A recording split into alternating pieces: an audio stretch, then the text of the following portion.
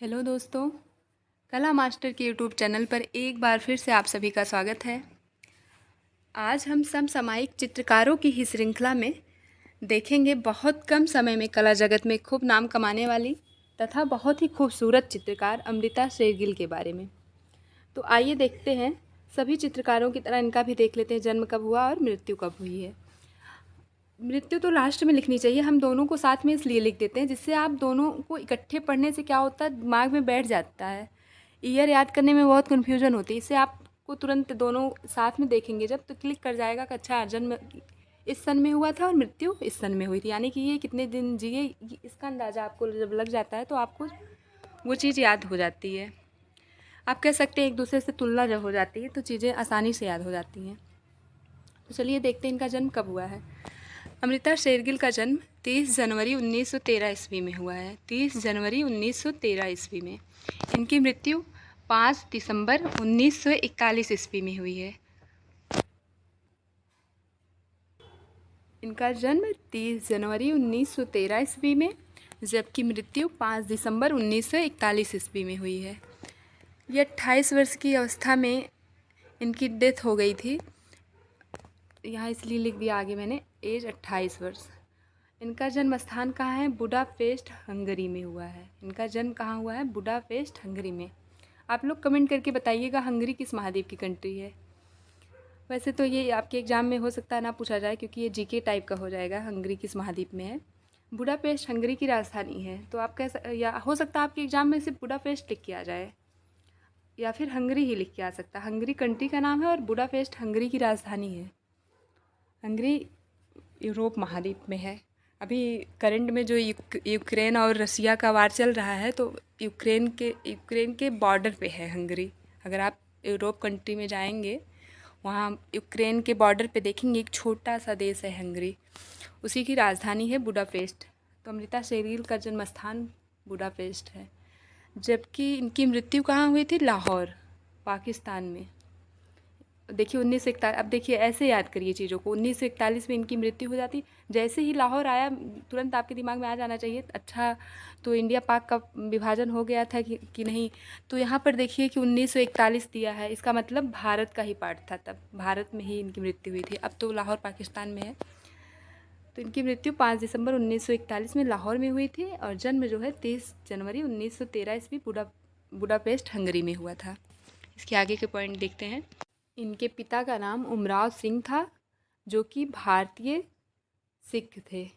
इनकी माता का नाम मारिया अंतवानेत गोरे समन था, जो कि हंगेरियन थी। अब आपको समझ आ गया होगा कि अमृता शेरगिल का जन्म बुडापेस्ट हंगरी में कैसे हुआ, क्योंकि इनकी माता वहीं की थी, हंगरी की, जिनका नाम था मारिया अंतवानेत गोरे समन, जबकि पिता का क्या नाम था? उमराव सिंह, जो कि एक भारतीय थे। अब इनके पति का नाम भी देख लेते हैं, डॉक्टर विक्टर इगान। देखिए कहीं कहीं किसी किसी बुक में ये मिलता है कि ये इनके चचेरे भाई थे, इनके पति जो थे, और कहीं कहीं मिलता है कि ये इनके ममेरे भाई थे। जो भी थे, ये अपने माता पिता के विरुद्ध जाकर शादी की थी। तो इनके पति का क्या नाम था? Doctor Victor Egan. इनके ये ममेरे भाई थे, चचेरे भाई थे, ये कंफर्म मुझे भी नहीं है, क्योंकि रीता प्रताप में अगर आप लोग देखेंगे तो ममेरे भाई दिया है, और कई बुक में मैंने पढ़ा है कि ये इनके चचेरे भाई थे, इसलिए हम नहीं बता पाएंगे कि ये क्या थे इनके। लेकिन इनके पति का नाम आप लोग याद रखिए, डॉक्टर विक्टर इगान था। इनके पिता गोरखपुर के रहने वाले थे। गोरखपुर में एक गांव था सरैया, जहां इनके पिता रहते थे। अमृता शेरगिल भी लास्ट टाइम में अपनी मृत्यु के लास्ट टाइम में 3 वर्ष वहाँ रही हैं गोरखपुर में, इसीलिए इनके नाम पर गोरखपुर में अमृता आर्ट गैलरी की स्थापना की गई है, क्योंकि वहाँ 3 वर्ष तक अमृता रही हैं सरैया गांव गोरखपुर में। गोरखपुर उत्तर प्रदेश में है। चूँकि ये एग्ज़ाम माध्यमिक चयन लोक सेवा आयोग जो है, माध्यमिक चयन बोर्ड जो है यूपी का है, और यूपी का एग्ज़ाम है, तो हो सकता है ये पूछ ले आपके एग्ज़ाम में कि उत्तर प्रदेश के किस ज़िले में अमृता शेरगिल 3 वर्ष तक रही हैं, तो आपको पता होना चाहिए गोरखपुर में। और गोरखपुर में ही उन्हीं के नाम से, इसीलिए जो वहाँ पर 3 वर्ष तक अमृता रही है, उन्हीं के नाम पर वहाँ पर गोरखपुर में अमृता आर्ट गैलरी की स्थापना भी की गई है। अब इनकी शिक्षा देख लेते हैं। इनकी शिक्षा पेरिस में हुई है। पेरिस में लूसिया साइमोन के नेतृत्व में, अगर इनके गुरु देखा जाए तो यही हो गए लूसिया साइमोन। इनकी शिक्षा पेरिस में हुई है लूसिया साइमोन के नेतृत्व में, जहाँ पर इन्होंने कला की शिक्षा ग्रहण की। अगर स्कूल का नाम देखा जाए, विद्यालय का नाम पेरिस में जो था तो बियोक्स आर्ट महाविद्यालय। पेरिस में जिस विद्यालय में अमृता शेरगिल ने शिक्षा ली है उसका नाम है बियोक्स आर्ट महाविद्यालय। अब देखिए 1921 में पहली बार ये भारत आई। 1921 ईस्वी में पहली बार, आप लोग ध्यान रखिएगा यहाँ लिखा है पहली बार भारत आती। हो सकता है आपके एग्जाम में ये सन ना दे के, अभी आगे आपको समझ आ जाएगा हम क्या कहना चाहते हैं, पहले पढ़ लेते हैं। 1921, बस शब्दों पर आप लोग ध्यान दीजिए, यहाँ लिखा है पहली बार, ये क्यों लिखा है अभी आपको आगे समझ में आ जाएगा। 1921 ईस्वी में पहली बार ये भारत आती हैं। इसके पहले इनका जन्म बुडापेस्ट हंगरी में हुआ था। उसके बाद ये शिक्षा लेने चली गई पेरिस में, फिर इटली में भी जाती हैं कुछ दिनों के लिए शिक्षा लेने। अब उसके बाद 1924 में कला की शिक्षा के लिए देखिए इटली चली जाती हैं। 1924 में कला की शिक्षा के लिए इटली चली गई। 1929 ईस्वी में पेरिस गई, जहाँ इन्होंने शिक्षा ग्रहण किया तथा तैल रंग की शिक्षा लूसिया सीमोन से लिया। अभी इसके ऊपर जिनका नाम हम लोगों ने पढ़ा लूसिया साइमोन, या सीमोन भी कह सकते हैं या साइमोन भी। तो तैल की रंग की शिक्षा इन्होंने किससे ली? लूसिया सीमोन से, जो कि पेरिस में इनका नेतृत्व ये करते थे इनके गुरु के रूप में। 1929 में पेरिस गई, जहाँ इन्होंने शिक्षा ली। तैल रंग की शिक्षा इन्होंने लूसिया सीमोन से ग्रहण की। 1930 में पहली बार ऑयल पेंटिंग में 60 चित्रों का निर्माण किया इन्होंने, अमृता शेरगिल जी ने। 1930 ईस्वी में पहली बार ऑयल पेंटिंग, देखिए 1929 में पेरिस जा रही हैं, वहीं पर इन्होंने तैल रंग की शिक्षा ली है पेरिस में ही लूसिया सीमोन से। उसके बाद एक ही साल बाद ये 1930 ईस्वी में 60 चित्रों का निर्माण भी कर देती हैं तैल रंग में। ऐसे ही अगर आप याद कर देखिए, एक सीक्वेंस मैंने पूरे ईयर एक सीक्वेंस में लिखे, पहले 1921, फिर 1924, ये देखिए 1924, 29, फिर 30, 34, 35, इसलिए कि ताकि आपको याद हो जाए कि आगे क्या होता है इनकी लाइफ में, आगे आगे आगे क्या होता है। तो आप देखिए 1930 में पहली बार ऑयल पेंटिंग में 60 चित्रों का निर्माण करती हैं। फिर अब देखिए यहाँ समझ आ जाएगा आपको।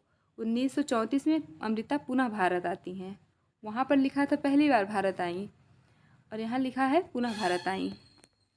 तो हो सकता है कि लिख के 1921 ना लिख के यही पूछ ले कि 1934 आपके ऑप्शन में दिया रहे, 1934, 35, 36 या 33 करके, तो आपको 1934 शायद कि एग्ज़ाम में आ भी चुका, मुझे कंफर्म याद नहीं आ रहा है। 1934 वाला क्वेश्चन एक बार आ भी चुका है एग्ज़ाम में। तो 1935 में ये जब आती है 34 में, 1935 ईस्वी में शिमला के समीप समर हिल स्टेशन पर छोटा सा स्टूडियो बनाती हैं अपना।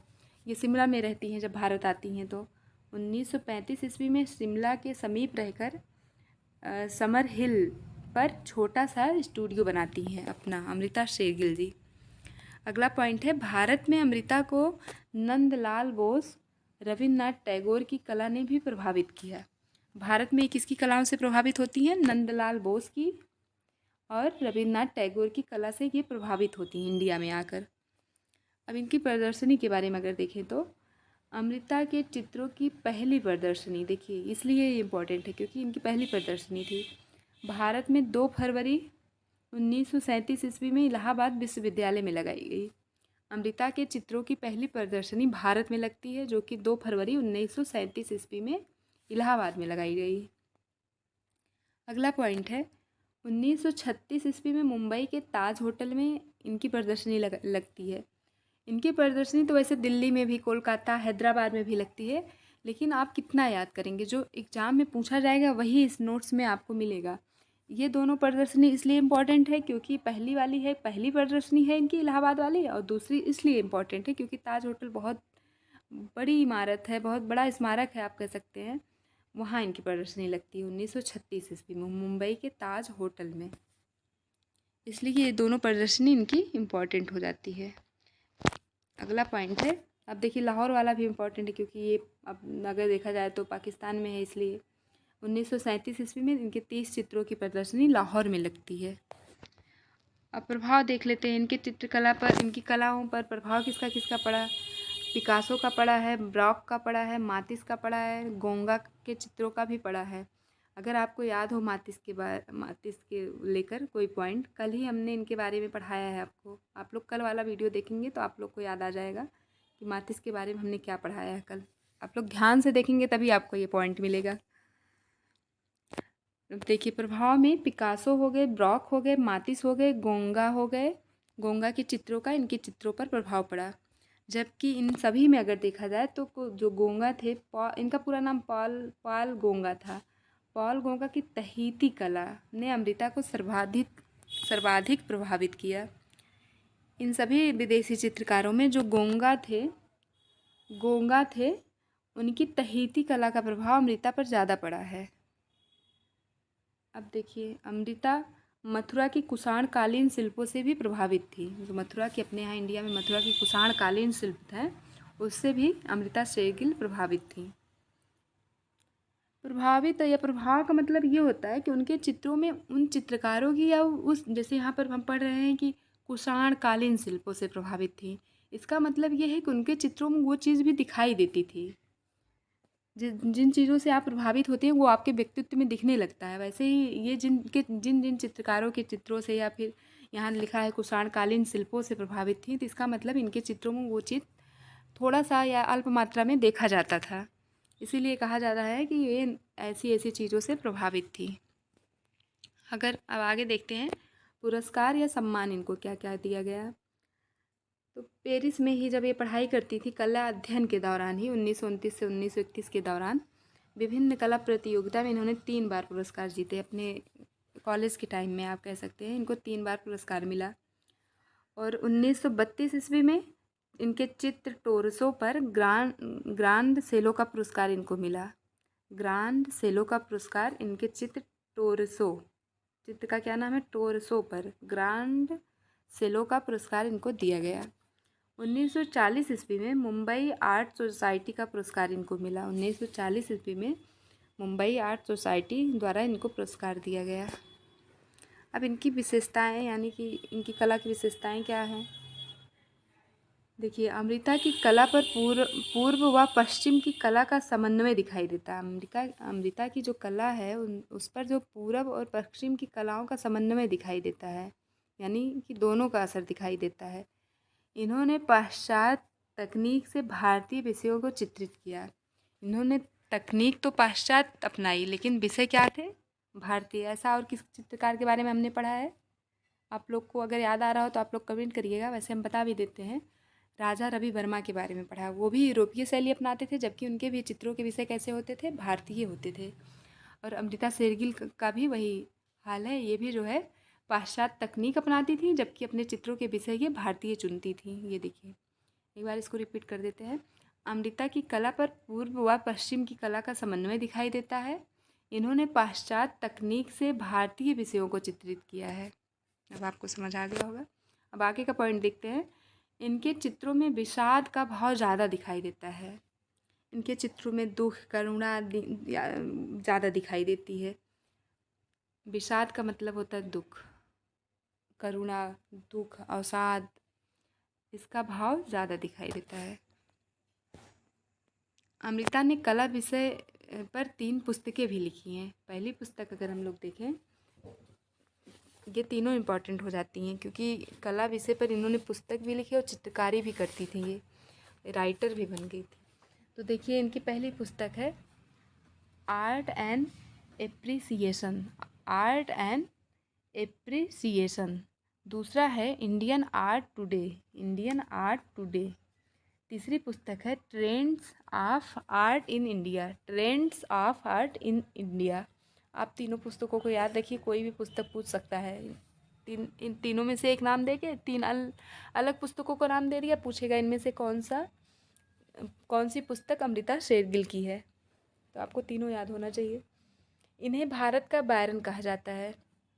बायरन जो है कोई अंग्रेज़ साहित्यकार थे, इसी इन तीनों पुस्तकों की वजह से ही इनको भारत का बायरन कहा जाता है। बायरन ये अंग्रेजी कोई साहित्यकार है, उन्हीं के नाम पे इनको जो है भारत का बायरन बोला जाता है।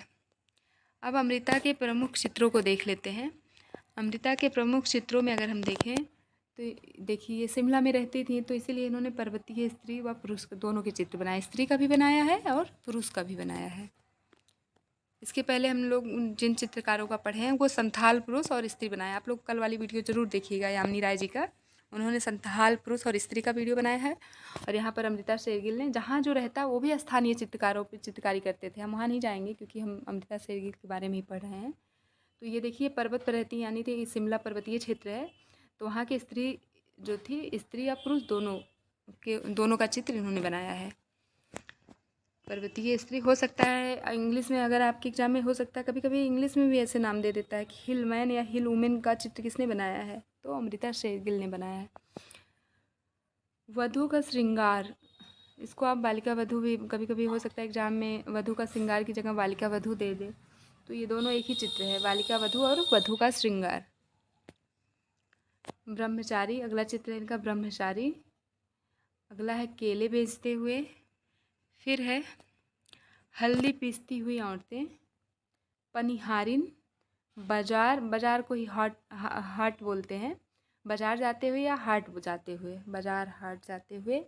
मदर इंडिया, देखिए मदर इंडिया जो है कल यामिनी राय के बारे में भी हमने पढ़ा कि वो भी मदर इंडिया का चित्र बनाया है, लेकिन जो अमृता शेरगिल वाली मदर इंडिया है वो विषाद व पीड़ा में है, दुख में है।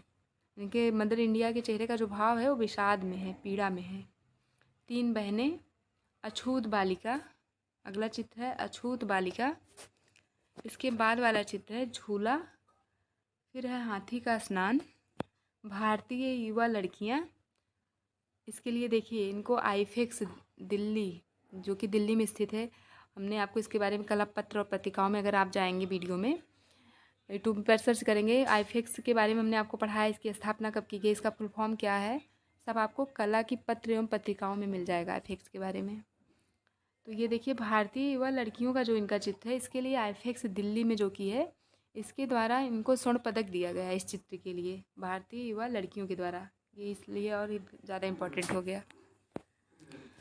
ये भी पूछ सकता है कि किसका चित्र है, तो आपको पता होना चाहिए ये अमृता शेरगिल का चित्र है। और ये भी पूछ सकता है कि भारतीय युवा लड़कियों द्वारा, नहीं ऐसे पूछ सकता है आईफेक्स द्वारा किस चित्र के लिए स्वर्ण पदक दिया गया। 4 चित्रों के नाम दे दिया अमृता शेरगिल के, तो आपको पता होना चाहिए भारतीय युवा लड़कियों के लिए आईफेक्स द्वारा स्वर्ण पदक दिया गया है अमृता शेरगिल को। अगला चित्र है गणेश पूजन, गणेश पूजन है। फिर है विश्राम करती स्त्री। अगला है द स्टोरी ऑफ टेलर। फिर है दो हाथी, ये इनका अंतिम चित्र था, दो हाथी। देखिए 2 हाथी साथ में इन्होंने बनाया है, और इसके ऊपर हमने देखा हाथी, एक हाथी को स्नान करते हुए भी इन्होंने बनाया है। इनके कुछ चित्र इधर साइड में भी हमने लिखे हैं, ये देखिए इन्होंने ग्रामीण दृश्य भी बनाया है और भिखारी का चित्र भी बनाया है। देखिए चित्र को यहाँ पर बार बार रिपीट करने से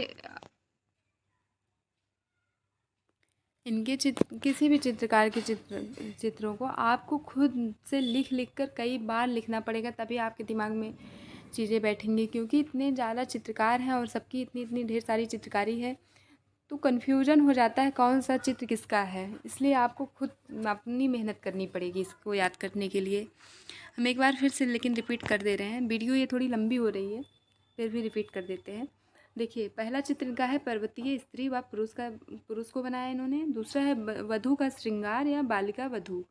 फिर है ब्रह्मचारी, केले बेचते हुए, हल्दी पीसती हुई औरतें, पनिहारिन, बाजार या हाट जाते हुए, बाजार हाट जाते हुए।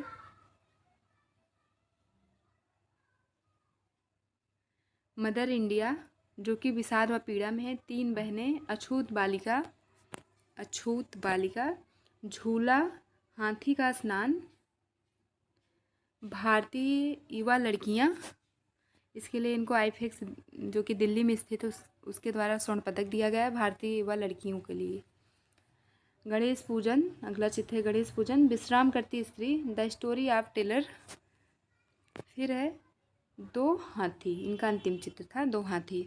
अगला चित्र इनका है ग्रामीण दृश्य, ये देखिए ग्रामीण दृश्य और भिखारी। अब इनके बारे में कुछ पॉइंट यहाँ छूट गया, लिख दिया था मैंने छोटा छोटा। देखिए ये खुद के बारे में क्या कहती हैं, मैं रंगों को पूजती हूँ, ये कहती हैं कि मैं रंगों को पूजती हूँ। अगला पॉइंट है कला का संबंध आत्मा से, इन्होंने कहा कि कला का संबंध आत्मा से है।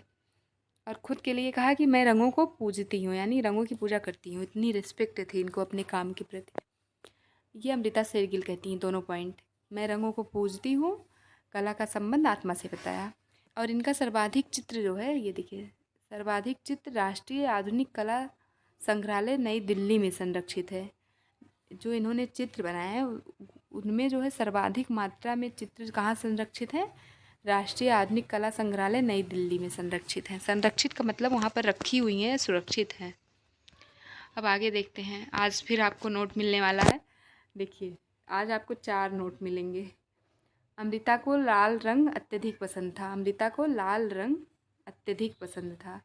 इन्होंने स्वयं का नग्न चित्र बनाया था। ये सब बहुत इम्पॉर्टेंट पॉइंट है। मैंने कल ही आपको बताया नोट वाले पॉइंट आपके लिए बहुत इम्पॉर्टेंट है। स्वयं का नग्न चित्र बनाया।